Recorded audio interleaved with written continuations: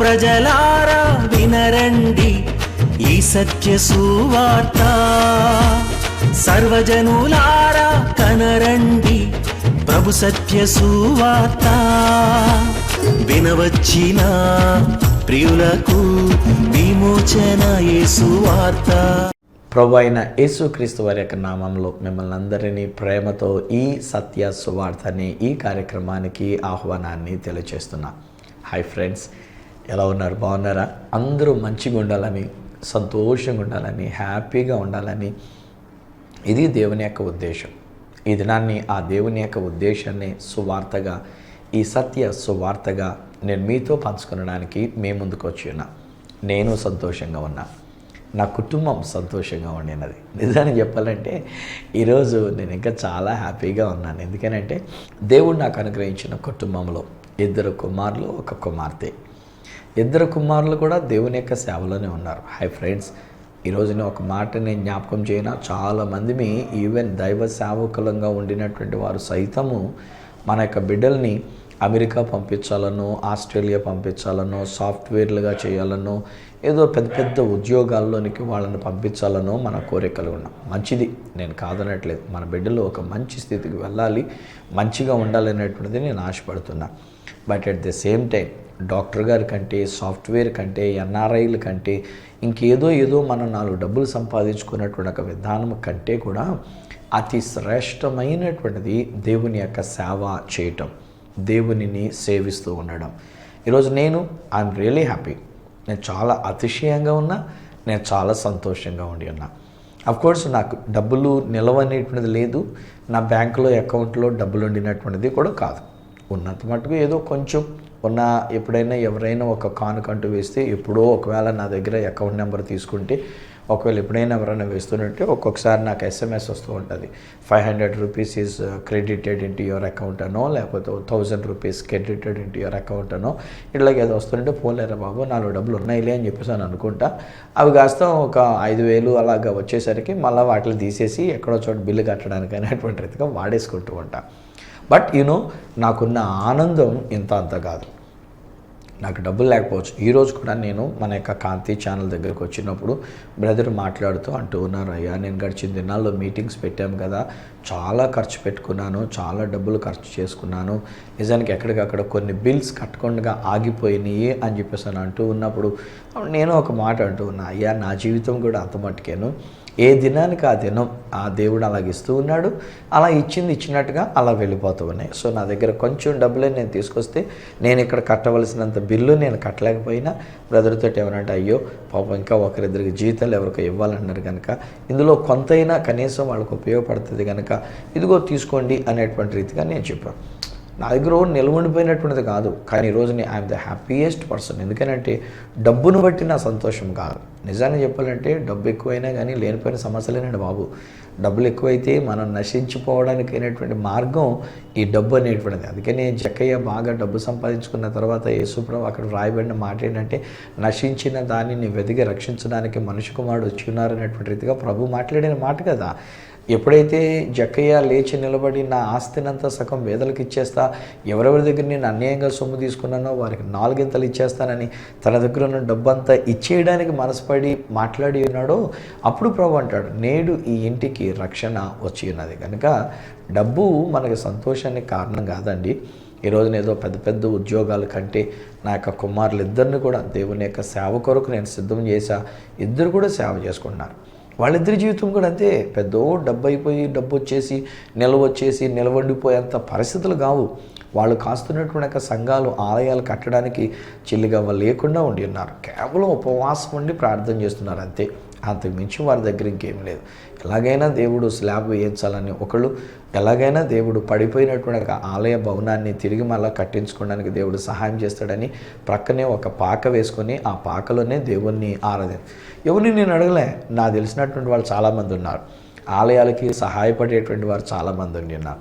కానీ ఎవరి దగ్గరికి వెళ్ళి నేను చేయి చాపలేదు, ఇప్పుడు కూడా నేను చాపను. నా దేవుడే చూసుకుంటాడు, ఏదో ఒక విధంగా ఆయన నడిపించుకుంటూ ఉంటాడు. But we are the happiest family. మేమందరము ఒక మంచి సంతోషభరితమైన కుటుంబముగా మేము ఉండి ఉన్నామనేటువంటిది ఈరోజు మీ ముందు నేను పెడుతూ ఉన్నాం. కోర్స్ ఒకవేళ ఎవరైనా ఆలోచించుకుంటూ ఏమండి మీ కొడుకుల గురించి మాకేంటండి, మాకు వాక్యం చెప్పండి అని అనుకుంటారేమో. మొట్టమొదట కుటుంబమే కదా, కుటుంబం బాగుంటే అన్నీ బాగుంటాయి కదా. కనుక సమయంలో ఒక గొప్ప దైవజనుడు కూడా మాట్లాడుతూ ఏమన్నాడంటే, ఎస్ మీరు అనుకోండి మేము కుటుంబ సమేతంగా మేము సేవ చేస్తున్నాం, this is the family ministry అని చెప్పేసి అని కూడా ఆయన ఉపయోగించినప్పుడు నేను భలే అవాక్ అయిపోయాను ఆ మాట వినేసరికి. సో ఈ రోజుని నేను కూడా ఆ మాట చెప్తున్నా. ఇద్దరు కొడుకులు దేవుని యొక్క వాక్యాన్ని మన యొక్క ఛానల్లో, ఈ కాంతి టీవీ ఛానల్లో వాళ్ళు మాట్లాడడం అనేటువంటిది అది మనకు తెలుసు. అలాగనే నా భార్య కూడా దేవుని యొక్క మహాకృప చేత అనేక పర్యాయాలు మన కాంతి టీవీ ఛానల్లో మాట్లాడడానికి దేవుడు అవకాశం ఇచ్చినందుకు నేను దేవునికి స్తుతి చెల్లిస్తూ ఉన్నా. సో యావత్ కుటుంబముగా మేము దేవుని యొక్క సేవా పరిచయంలో మన కాంతి టీవీ ఛానల్లో ఇలా వాడబడ్డానికి ఈరోజు నాకున్న సంతోషం ఏమిటంటే, వాస్తవానికి ఇదేనో నా యొక్క కుమార్తెయే చిన్నది. మొదట పెద్దవాళ్ళిద్దరూ కొడుకులు, ఆ తర్వాతే కుమార్తె. కానీ కుమార్తెకే ముందు వివాహం జరిగింది. దేవుని యొక్క మహాకృపను బట్టి పెద్దాపురంలో ఉంటున్నటువంటి మా ప్రియ సహోదరి, మాకే చర్చ్ మెంబర్గానే ఉంటున్నటువంటి అక్కయ్య గారు, స్వర్ణలత గారు. అక్కయ్య గారు నేను ఎందుకన్నాను, ముందు నుంచి మేము అక్కయ్య గారు అన్నది చేత మా పిల్లలకి ఏమన్నా పరిచయం అంటే నో, అసలు వాళ్ళిద్దరూ ఒకరికొకరు మాట్లాడుకునేటువంటి వారు కూడా కారు. కాబట్టి మా అక్కయ్య గారు అనగా స్వర్ణలత గారు, ఎంజే స్వర్ణలత గారు, వారు భీమవరం ప్రాంతం నుంచి వచ్చినటువంటి వారు. 1984లో నేను అక్కడికి వచ్చినప్పుడు అక్కయ్య గారు అక్కడ టీచర్ గారుగా ఉంటూ భీమవరం నుంచి వచ్చారనేసరికల్లా ఏంటో ఆ చనువు, ఏంటో ఆ అభిమానం, ప్రాంతీయ అభిమానం కదా ఉంటుంది కదా మనకి ఎట్లయినా. సో అలాగన అక్క అంటూ మేము పిలుచుకోవడం జరిగింది. నిజంగా అక్కయ్య గారు నాకు కూడా చాలా సపోర్టివ్గా ఉండేవారు. నేను కూడా అక్కయ్య గారికి తనకు కలిగినటువంటి ఒక పరిస్థితుల్లో తోడుగా ఉంటూ అక్కయ్య గారితో ఉంటూ వారిని ప్రోత్సహిస్తూ, ఆ తదుపరి వారి యొక్క గృహం పెద్దాపురంలో పెట్టుకున్నప్పుడు అక్కడికి కూడా వెళ్ళి అక్కడ కూడా నేను వాక్యాన్ని అందిస్తూ, అక్కడ కూడా ఆరాధన నడిపిస్తూ, ఆ కుటుంబాన్ని ధైర్యపరుస్తూ ఇలాగ చాలా కాలంగా జరుగుతూ వచ్చింది. ఒకనొక దినాన్ని వాళ్ళు ప్రార్థన చేసుకుంటూ వచ్చినట్టున్నారు. సో మా అక్కయ్య గారు, ఇటు మా పాస్టర్మ గారు, అలాగే మా చెల్లి కెజియా సుందరం అని చెప్పేసి నాకు వీళ్ళు ఉంటున్నటువంటి ఒక చెల్లి కెజియా సుందరం అని వీళ్ళు అనుకుని ఉన్నారు.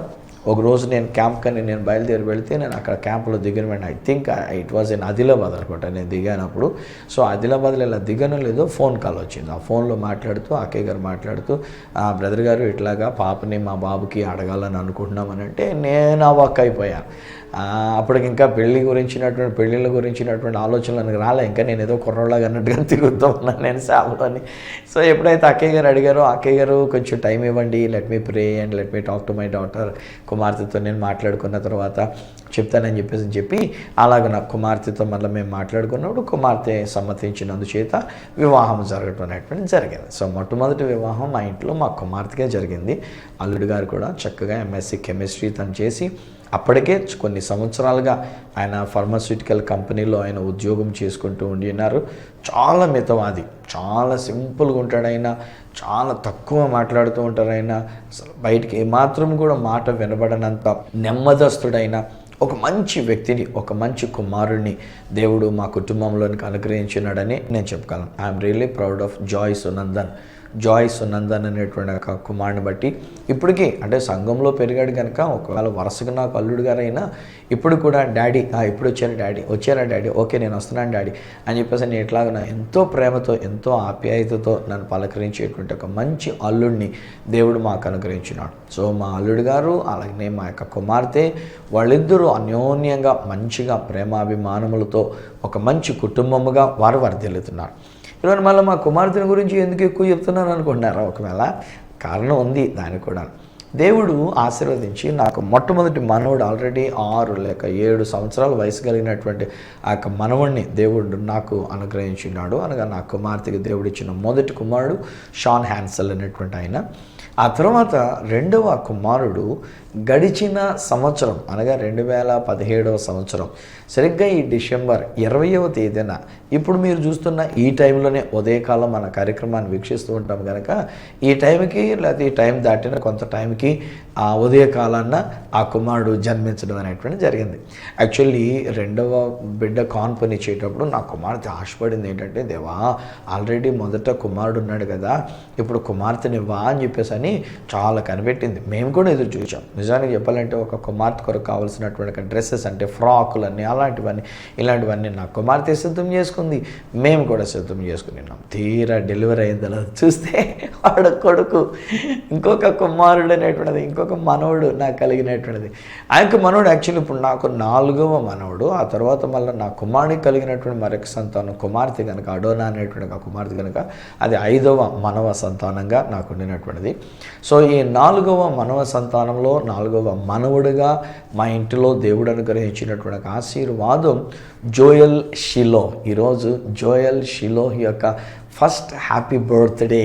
అందుచేత ఈరోజుని నా కుటుంబం తరపు నుండి నేను మీ అందరికీ శుభాలను తెలియజేస్తూ ఈ సంతోష ఆనందాన్ని నేను మీతో పంచుకోవాలని హృదయపూర్వకంగా నేను కోరుకొని మీ ముందుకు నేను వచ్చిన్నాను.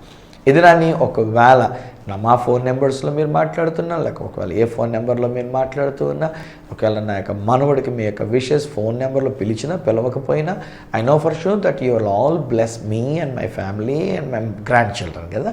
నన్ను, నా బిడ్డల్ని, నా కుటుంబాన్ని, అలాగే మా మనవాళ్ళు అయినటువంటి వారిని మీరు ఆశీర్వదిస్తూ ఉన్నారు కనుక మీ దీవెనలను బట్టి, మీ యొక్క శుభములను బట్టి, మీ యొక్క ఆశీస్సులను బట్టి దేవునికి స్తుతి చెల్లించుకుంటూ మీకు కూడా నా హృదయపూర్వకమైనటువంటి కృతజ్ఞతలు, దీవెనలు ప్రభు నామంలో తెలియజేస్తున్నా.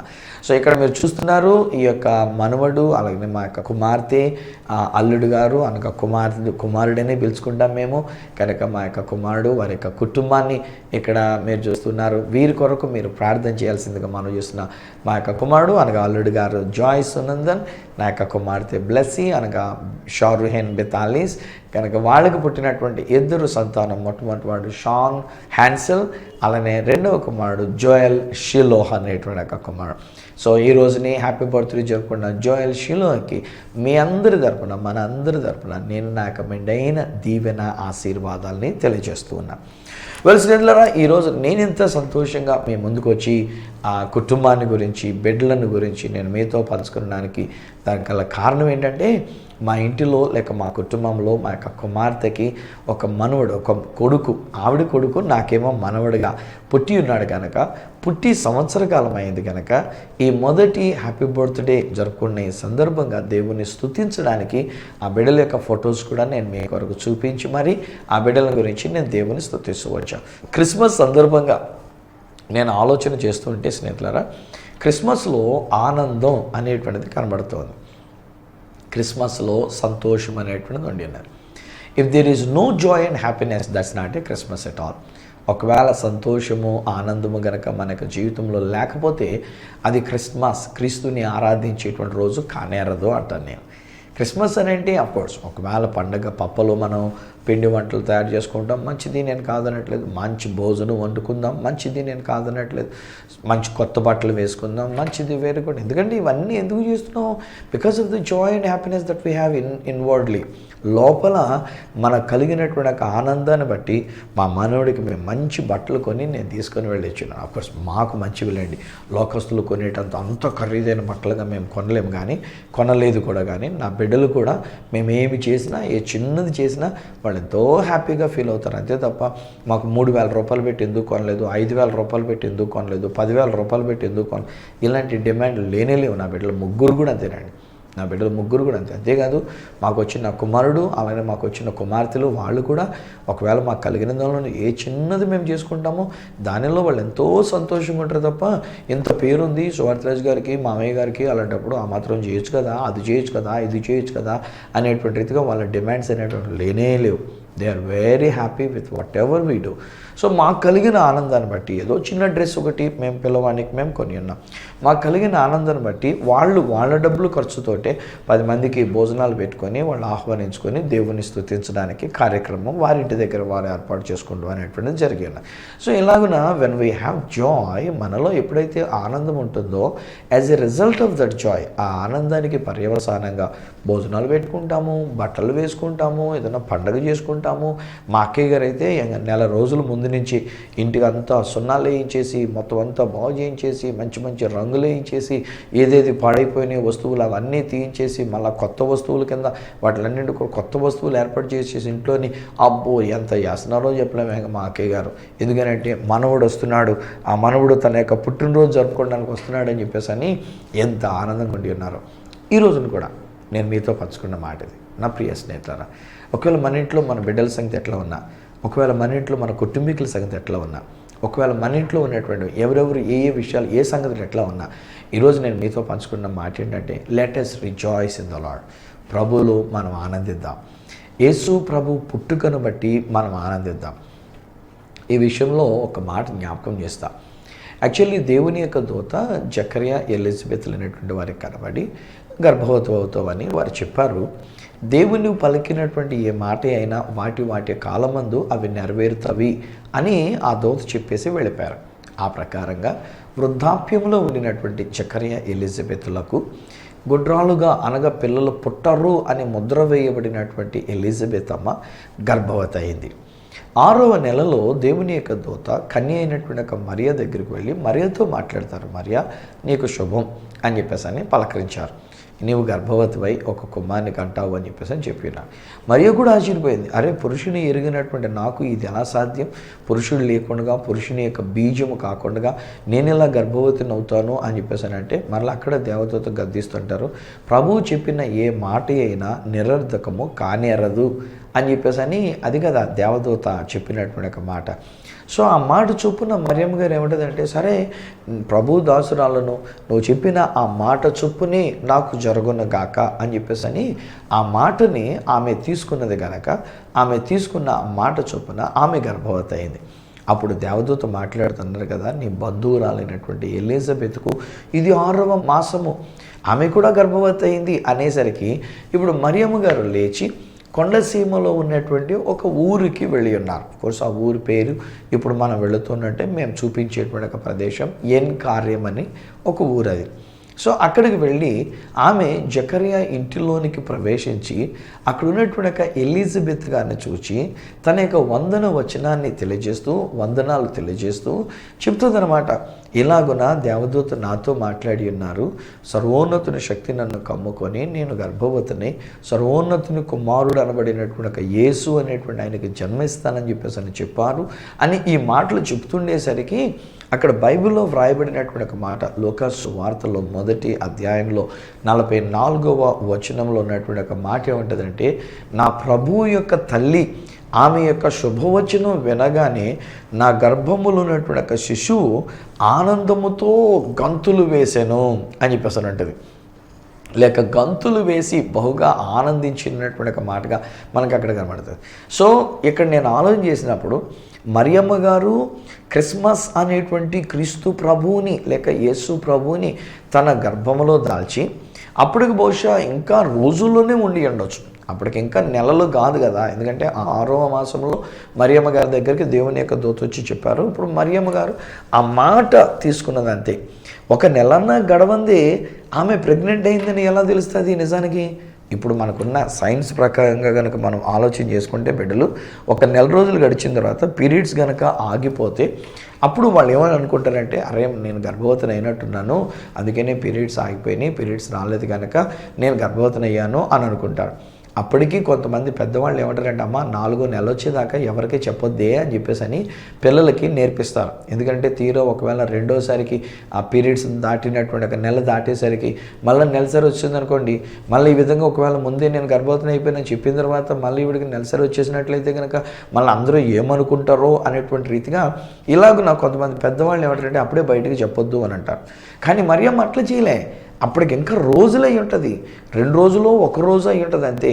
ఆమెకి ఈ వార్త తెలిసిన వెంటనే ఎలిజబెత్ కూడా గర్భవతి ఉందని తెలిసిన వెంటనే ఇక్కడ దేవదూత చెప్పినటువంటి ఒక మాట తీసుకున్న వెంటనే ఆ మాట తన కడుపులోనికి వెళ్ళిందని నమ్మినటువంటి మరియమ్మ గారు యేసుక్రీస్తు ప్రభువారిని, క్రీస్తుని, అభిషక్తుడిని, దేవుని యొక్క కుమారుడిని తన గర్భములోనికి తీసుకున్నటువంటి ఈ సందర్భంలో ఇప్పుడు మరియమ్మ గారు వెళ్ళి చెప్తున్నటువంటి మాట ఏంటంటే, రక్షకుడు నా కడుపులో పడి ఉన్నాడు, సర్వోన్నతిని కుమారుడు నా కడుపులోనికి వచ్చినాడు, నేను ఆయన గర్భము దాల్చాను అని ఒకరోజు గర్భమైనటువంటి ఈమె వెళ్ళేసరికి ఆ గర్భములో ఒకరోజు గర్భము దాల్చబడినటువంటి ఆ చిన్న పిండము ఆ గర్భములో ఉంటుండగా ఆ బీజము, అక్షయ బీజం, దేవుని యొక్క వాక్యమైనటువంటి ఒక బీజం ఆమె గర్భములో ఉంటుండగా ఆ అక్షయ బీజాన్ని గురించి వినినటువంటి ఎలిజబెత్ ఎంత ఆనందించి ఉండాలి.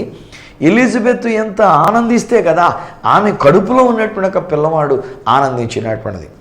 నా భార్య గర్భవతి అయినప్పుడు మేము అప్పుడప్పుడు చూస్తుండేవాళ్ళం, గమనిస్తుండేవాళ్ళం. 6 నెలలు దాటిన తర్వాత సాధారణంగా మూమెంట్స్ అని అంటారు కదా, ఆ బిడ్డ మూమెంట్స్ అనేటువంటిది అది ఉండాలి, లేకపోతేనే ప్రమాదం అని చెప్పేసి అని అంటారు. ఒక్కొక్కసారి వేడి వేడి నీళ్లు తాగారనుకోండి, ఆ మూమెంట్స్ కొంచెం ఎక్కువ అవుతుంటాయి.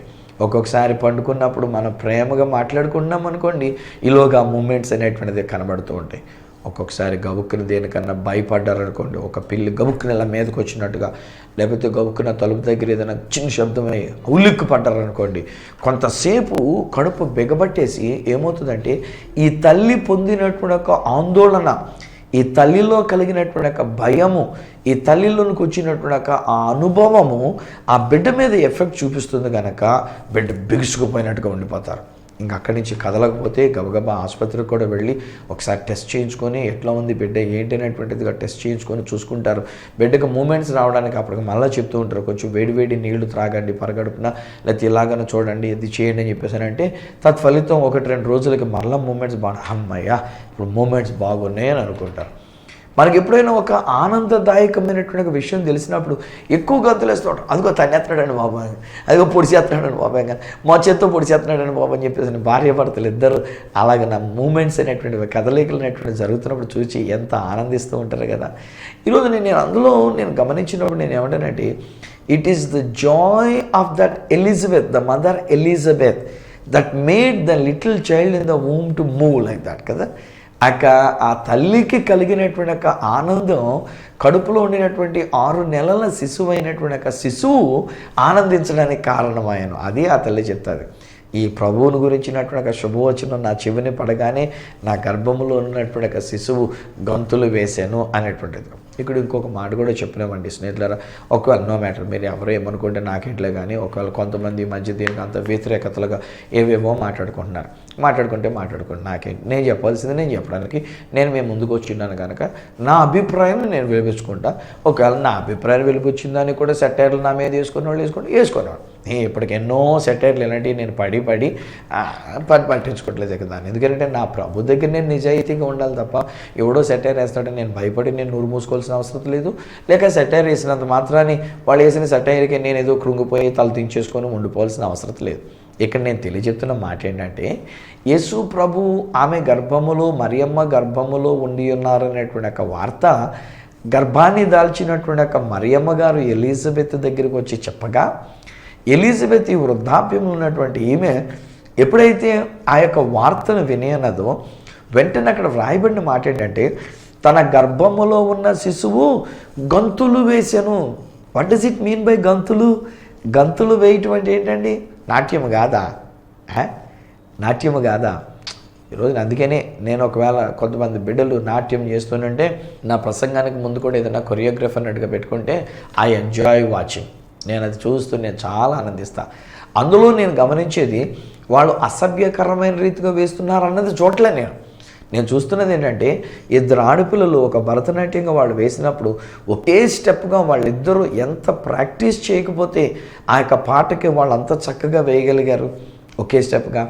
ఒక కుమార్తె నాకు ప్రసంగానికి ముందు తను ఒక చక్కని భరతనాట్యం టైప్లో తను వేసినప్పుడు అది కూడా నేను చూసినప్పుడు ఎంత సంతోషించానండి. నేను ఆ యొక్క కుమార్తెలో ఉన్నటువంటి ఒక టాలెంట్, హైలీ ఎడ్యుకేటెడ్ కుమార్తె, మళ్ళీ అది కూడా అంత ఉన్నతమైనటువంటి విద్యావంతురాలైనటువంటి ఒక కుమార్తె సిగ్గుపడకుండా ప్రజలందరూ ముందుకు వచ్చి నిలవబడి తన యొక్క పాటకి అనుగుణ్యంగా చక్కని నాట్యం చేస్తుంటే అది కాదా గంతులంటేను? ఆ గంతులు ఎందుకు వస్తున్నాయన్నమాట? ఆనందం, మనలో ఉన్నటువంటి ఒక ఆనందాన్ని బట్టి. సో ఈరోజు నేను ఒక విధంగా మాట్లాడవలసి వస్తే నేను అంటాను, ఆనందం ఎలా వ్యక్తపరచబడుతుంది అని అంటే మనం వేసే గంతుల్లోనే. అరే కడుపులో ఉన్న పిల్లోడే గంతులు వేయగలేంది, ఈరోజు మనం మన దేవుని ఎదుట నాట్యం ఆడి గంతులు వేస్తే తప్పేంటండి? కొడిసి ఒకవేళ కొంతమందికి అది అసభ్యం, ఎందుకంటే ఏది పచ్చకామరులు ఉన్నవాడికి లోకం అంతా పచ్చగానే కనబడుతుందని వాడు చూపులు అలాగ అసభ్యంగా ఉంటున్నాయి కనుక ఎక్కడెక్కడో వాడు చూస్తూ ఉంటాడు కనుక ఈ ఆడపిల్లలు వేసేది ఇదా నాట్యం అంటేను, ఇదా ఇలాగునా దేవుని మయంపరిచేది, ఇదా క్రిస్మస్ అంటేను అని చెప్పేసి అని కొంతమంది దాన్ని తయారు చేయడానికి ఎంత టైం తీసుకొని దానికి ఒక వీడియో మేళ తయారు చేసి ఇలాంటి క్లిప్పింగ్లన్నీ అందులో పెట్టి దాని ఒక సెటైర్ వేసుకుంటూ కూర్చుంటాడు. అలాంటి కొంతమంది బోధకులు కూడా ఇలాంటి దాన్ని తీసుకొచ్చి ఇది కాదు, ఇది మంచిది కాదు అనే రీతిగా వాళ్ళు సాగదీసి మరి వాళ్ళు చెప్తూ ఉంటారు. ఇలానే చెప్తారు. Don't worry. ఒకవేళ మీ యొక్క చర్చిలో, మీ యొక్క సండే స్కూల్లో, మీ యొక్క యూత్లో ఒకవేళ మీరు నాట్యం ఆడి దేవుని స్తుతించడం కూడా చెయ్యండి, పర్లేదు, దేవుడు అర్థం చేసుకుంటాడు. వాళ్ళకి చెప్పండి. సుభాత్రాజు గారు చెప్పారు, గర్భంలో ఉన్న శిశువే గంతులు వేసే నాట్యం ఆడగలేంది, మేమెందుకు నాట్యం ఆడకూడదు, మా దేవుని కొరకు నాట్యం ఆడుతున్నాం అంతే. చూడగలిగితే ఆ కన్నులతో మనం చూద్దాం, వాళ్ళలో ఉన్న ఆనందాన్ని మనం చూద్దాం, వాళ్ళలో ఉన్నటువంటి ఒక టాలెంట్ని మనం చూద్దాం. ఎవడో సినిమాలు వాడు ఇలాంటి నాట్యాలను తీసుకెళ్ళి వాడు కాపేకుంటే వాడేసిన స్టెప్ అని చెప్పేసి అని ఆ సినిమా స్టెప్ ఇక్కడ మనం చూసేదానికంటే మన పిల్లల్లో ఉన్నటువంటి ఒక ఆనందాన్ని, సండే స్కూల్లో ఉన్న ఆనందాన్ని, యూత్లో ఉన్న ఆనందాన్ని, సంఘంలో ఉన్న ఆనందాన్ని అది మనం చూడాలి. ఈరోజు నేను చూస్తానంటే ఆ ఇంటిలో ఎంత గొప్ప ఆనందం. జకరియా ఎలిజబెత్లు వృద్ధాప్యంలో వారికి ఎంత ఆనందం కలిగినది. గర్భవతిగా ఉండినటువంటి ఆమె ఎంత ఆనందంగా ఉండినది. మరియమ్మ గారు ఇక్కడికి వచ్చి ఈ కబురు చెప్పిన వెంటనే ఆ ఇంటిలో ఎంత ఆనందం పెళ్ళుబుకినటువంటిది. ఈరోజు నేను చెప్తున్నా, హాయ్ ఫ్రెండ్స్, మా ఇంటిలో ఆనందం, మా కుమార్తెకి పుట్టినటువంటి ఒక కుమారుని విషయంలో మేము ఆనందిస్తూ ఉన్నాం. నా యొక్క మనవడు షిలోహ్ అని మేము పిలుచుకునేటువంటి చక్కని మనవడు, ఆ మనవుడి యొక్క ఫస్ట్ బర్త్డే మేము ఆనందిస్తూ ఉన్నాం. నాకు కలిగినటువంటి ఒక కుమారులిద్దరూ, నా కుమార్తె, వారి వారి కుటుంబాలను బట్టి నేను ఆనందిస్తూ ఉన్నా. దేవుడు వారిని ఆశీర్వదించి వాడుకుంటున్న విధానాన్ని బట్టి నేను ఆనందిస్తూ ఉన్నా. వారికి ఇచ్చిన మంచి విద్యను బట్టి, అల్లుడు గారు మంచి ఎంఎస్సి, కుమార్తె ఎంఎస్సి నర్సింగ్ చేసినటువంటిది. సో ఇలాగ ఉన్నతమైనటువంటి విద్యలో దేవుడు వారిని ఆశీర్వదించినాడు. కోడండ్రిని దేవుడు అలాగనే మాకు కలిగినటువంటి ఒక మనవళ్ళను దేవుడు దీవించినాడు. మొన్న ఒక రోజు నీ 5 మనవళ్ళు ఉండి మేము కుటుంబ ప్రార్థన చేసుకొని పాటలు పాడుతుందంటే మా వాళ్ళు ఇక ఉండలేక ఈ మనవాళ్ళందరూ ఎగిరెగిరి గంతులేస్తుంటే అసలు అది వీడియో తీసి నేను పెట్టాలనుకున్నా, కానీ కుదరలేకపోయింది. ఈరోజు నేను స్టూడియోకి వచ్చేటప్పుడు అది తీసుకొని రావడానికి కానండి, ఎంత ఆనందం, వాళ్ళని ఎగిరెగిరి గంతులేస్తూ వచ్చారు. వాళ్ళకి మేము వాయిద్యాలు కొన్నాం, ఇలా కొట్టుకునేటువంటి ఒక వాయిద్యాలు మొత్తం 5 పట్టేసుకొని వాటిని కొట్టుకుంటూ వాళ్ళు నాట్యం ఆడుకుంటూ ఈలోగా మేము కుర్చీ దాంతో నేను డ్రమ్స్ కొట్టినట్టుగా కొట్టడానికి చూస్తున్నట్టు ఈలోగా మా చిన్న ఈరోజు పుట్టినరోజు జరుపుకునేటువంటి వాడు దాన్ని లాగేసుకొని దాన్ని కొట్టేసి ఎంత ఆనందం అండి. అదే ఆనందం ఈరోజు మీ జీవితంలో కూడా దేవుడిస్తూ ఉన్నాడు. ఇటువంటి సంతోషం, గంతులు వేసేటువంటి ఒక భాగ్యం ఈరోజు మీ కుటుంబంలో దేవుడిస్తున్నాడు. బర్త్డేనే జరగనక్కర్లే, బర్త్డే రోజున మాత్రమే చేయనక్కర్లే. Every day is a Christmas day. ప్రతిరోజు క్రీస్తుని ఆరాధించే రోజే. ప్రతిరోజు ప్రభు మనకి ఇచ్చినటువంటి ఒక ధన్యకరమైనటువంటి రోజు. మనం ప్రభువులో ఆనందించి మనం ముందుకు సాగిపోదాం. మీ బిడ్డలను బట్టి ఆనందించండి, మీ కుమార్తెలను బట్టి ఆనందించండి, మీ ఇంటిలో కలుపబడినటువంటి ఒక సంతానాన్ని బట్టి ఆనందించండి, మీకు దేవుడు అనుగ్రహించినటువంటి పిల్లలైనటువంటి ఒక మనవళ్ళు మనవరాండ్రని బట్టి ఆనందించండి. ఓవరాల్గా నేను అంటాను స్నేహితులారా, ఈ క్రిస్మస్ దినాలలో సంతోషించి ఆనందించండి. తండ్రి నీకు వందనాలు. ఈ కుటుంబాన్ని నేను దీవిస్తున్నా. ఈ ఇంటిలో నీ సంతోషం, ఈ ఇంటిలో నీ ఆనందాన్ని వీరికి ఇచ్చినందుకు నీకు వందనాలు. నాన్నదిగో మీరు ఆమె గర్భములో ఒక్కరోజు పిండముగా మీరు ఉండినటువంటి విషయం వింటేనే ఎలిజబెత్ అంత ఆనందించగలిగింది. ఎలిజబెత్ యొక్క ఆనందానికి పర్యవసానంగా గర్భములో ఉండినటువంటి 6వ మాసము కలిగినటువంటి పిల్లోడు ఆయన డ్యాన్స్ చేయగలిగాడు ఆయన. అలాగనే మా మనవాళ్ళు అయినటువంటి వాళ్ళందరూ కలిసి మేము కుటుంబ ప్రార్థనలో వాళ్ళు డ్యాన్స్ కడుతుంటే, వాళ్ళు ఎగిరెగిరి గంతులు వేస్తుంటే, వాళ్ళ వాయిద్యాలన్నీ వాయించేసి శబ్దాలు చేస్తుంటే మేమెంత ఆనందించాం నాయన. ఈ రోజున మరి ముఖ్యంగా నా యొక్క కుమార్తెని, నా యొక్క అల్లుడు గారిని మీరు ఆశ్రదించి వారికి ఇచ్చిన 2వ సంతానం జోయల్ షిలోహ్ అనేటువంటి ఆయన యొక్క బర్త్డేగా ఈ రోజున కూడా మేము ఎంత ఆనందించడానికి నీవు ఈ భాగ్యం మాకు ఇచ్చినారు తండ్రి, నీకు వందనాలు చెల్లిస్తున్నాం. అటువంటి సంతోషం, క్రిస్మస్ ఆనందం ఈ ఇంటిలో ఉండును గాక. వారి కన్నీరంతా తుడిచివేయబడును గాక. వీరు గంతులు వేస్తూ నిన్ను స్తుతించి గణపరచుదురు గాక. నీ నామానికి మహిమకరముగా వీరు జీవించుదురు గాక. వారి ఆనందంలోనే వారికి స్వస్థత కలిగి ఉన్నది. వారి ఆనందంలో వారి కన్నీరు తొడవబడి ఉన్నది. వారి యొక్క ఆనందంలోనైనా నీ అద్భుతమైన కార్యములు మీరు చేస్తూ ఉన్నారు గనక నిన్ను స్తుతిస్తూ గణపరుస్తూ యేసు నామమున ప్రార్థించి పొంది ఉన్నాము తండ్రి, ఆమేన్.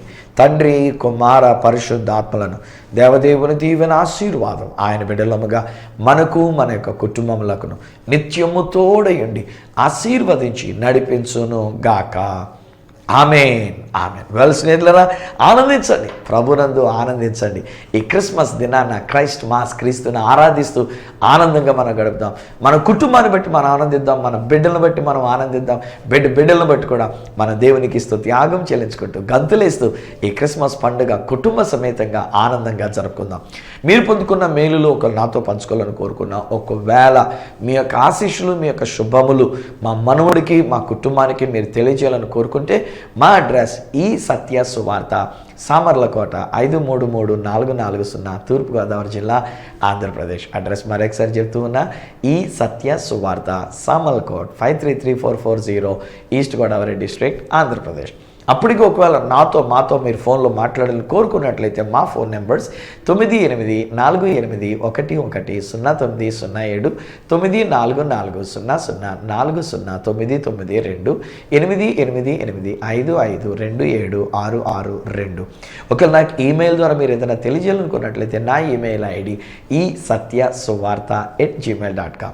మళ్ళీ నెక్స్ట్ ప్రోగ్రాంలో మిమ్మల్ని కలుసుకునేటంత వరకు మిమ్మల్ని అందరినీ మనకి సంతోషాన్ని, గంతులు వేసే భాగ్యాన్ని ఇచ్చిన ఆ దేవాతి దేవుని చేతులకు మిమ్మల్ని అప్పగిస్తూ మీ దగ్గర సెలవు తీసుకుంటున్న మీ ప్రియమైన సహోదరుడు ఈ సత్య సువార్త రాజు.